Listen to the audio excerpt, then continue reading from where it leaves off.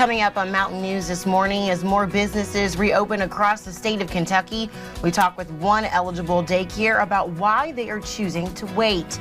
And after nearly 3 months of the doors closed to the public, Kentucky libraries can now open under governor guidelines. Plus, if you can donate blood, the Kentucky Blood Center needs your help as a nationwide shortage makes its way to the Commonwealth.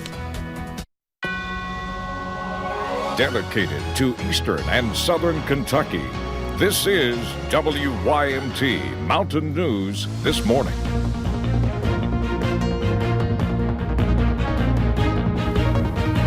Good morning, I'm Lacey Roberts, and thank you for joining me on Mountain News this morning. Today is June 9th, and it is Tuesday. We made it through that first day of the week, and it was actually really nice outside. A little hot, but still nice, because you know when that temperature changes over, we'll be complaining again. But let's bring in Brandon Robinson to take us out there and give us a look at what we can expect in those early morning temperatures. Good morning, Brandon.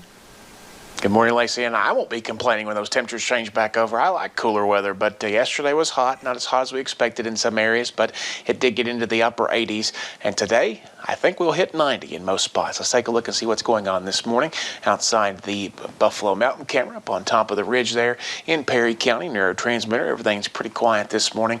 Not much in the way of fog that we've seen so far on the cameras. We'll keep you posted on that, but temperatures very much on the milder side now. Monticello's sensor usually runs a little warm, but it's showing close to 80 degrees out there. I'd say probably low to mid 70s is probably the best range on that, but you see a lot of the region there, upper 60s, low 70s there. So again, we're going to continue to track a very mild morning compared to where we were this time yesterday, and you see those dew points are into the oppressive category in some areas. So again, it's going to feel sticky as you head out there this morning. It's going to feel like air you can wear, so just kind of keep that in mind as you plan your dress for today, what you're going to wear. Lightweight, light colored clothing would be my suggestion.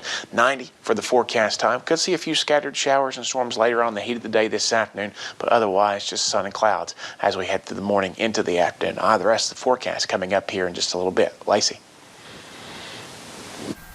Thank you, Brandon. And last night, Governor Andy Beshear gave his first live briefing since last Thursday, despite an uptick in COVID-19 cases earlier in the weekend. Only 70 cases and one new death were reported on Sunday. 120 cases were reported Monday and one more death.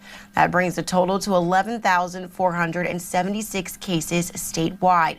The death toll is now at 472. However, more than 3,300 people have recovered from COVID-19, and Governor Andy Beshear says Kentucky is also improving when it comes to testing. And daycares with 10 or fewer kids were able to reopen yesterday, and this is just one step of Phase 2 daycare reopening plan for Kentucky daycares. Next Monday, the 15th, larger child care centers can reopen with multiple precautions in place, and Hazard One Child Care Center worked to reopen by Monday. However, when they took a step back, they decided that they would take one more month to get ready. Employers who needed their employees back, I'm sure it was not for them. It was a difficult decision on our part. It wasn't just something we came up with at the spur of the moment. I've actually had HR departments call to confirm that I was not going to reopen until July. Mullins says that she thinks it will take 1 year to get back to where they were pre-pandemic and hopes there is more money coming to help child care centers. And after nearly 3 months of the doors closing to the public, libraries can now open under the governor's guidelines. Several libraries, including the Laurel County Public Library, chose to stay closed a little longer to get their safety procedures in place. All staff will be wearing masks and gloves, and they have also removed children's toys and rearranged furniture to follow social distancing guidelines. The Children's Services Manager says that they will also have limited hours to give them time to clean and disinfect. All returned materials are quarantined for 4 days. Any loose books that are touched or handled in the library will be removed on a cart, and they will also be quarantined for 4 days. New hours will be Monday through Saturday from 10 a.m. until 5 p.m. They will also have special hours from 9 until 10 a.m. for those higher risk of contracting COVID-19 that want to visit the library. And in mid-May, Penney announced that they had filed for Chapter 11 bankruptcy and plan to close nearly 200 stores this year. Last week, the list of those locations were announced, and we learned that 6 stores in Kentucky are closing, including the store in the Middlesboro Mall. Penney was part of the mall since it first opened in 1983, and property manager Carol Widner says it was one of their favorite customers' shops to shop at. We have families that come from many areas around here. We're a tri-state area, and they come from other counties in Kentucky and Tennessee and Virginia.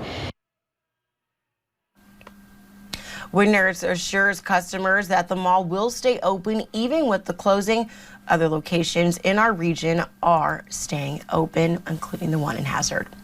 And if you are looking to travel soon, you can add 39 states and 5 countries to your list of options. The Pentagon lifted travel restrictions to countries that include Iran, Belgium, Germany, Japan, and the United Kingdom. The restrictions, of course, were put in place to try and limit the spread of the coronavirus. The Pentagon says the decision to allow travel was based on 3 things: shelter-in-place orders being lifted, fewer people with COVID-19 symptoms over the course of 2 weeks, and fewer new COVID-19 cases or positive tests over 2 weeks.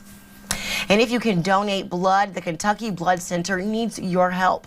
Officials say that a nationwide shortage is now hitting Kentucky. The shortage is driven by several factors, and doctors are doing more elective surgeries, less people coming through the doors of donation centers, and the pandemic still is halting major blood drives. Officials with the Kentucky Blood Center say that they are currently only have 1/3 of their normal blood supply.